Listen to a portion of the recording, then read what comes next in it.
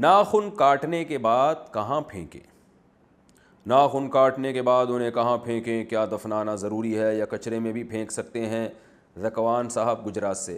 دیکھیں اس بارے میں ہمیں قرآن و سنت سے کوئی واضح رہنمائی نہیں ملتی کہ ناخن کاٹنے کے بعد کہاں پھینکیں، لیکن قرآن و سنت کا مزاج یہ ہے کہ قرآن و سنت انسان اور انسانی اعضاء کی تعظیم کا قائل ہے۔ تو بال، یہ انسان کے جو ناخن ہیں، یہ بھی بہرحال انسان کے پارٹ کا ایک حصہ ہوتے ہیں، تو اس لیے ان کو لیٹرین میں، واش روم میں پھینکنا یا بالکل ایسے گھر میں صحن میں پھینک دینا، یہ بھی نفاست کے بھی خلاف ہے اور انسانی تعظیم کے بھی خلاف ہے۔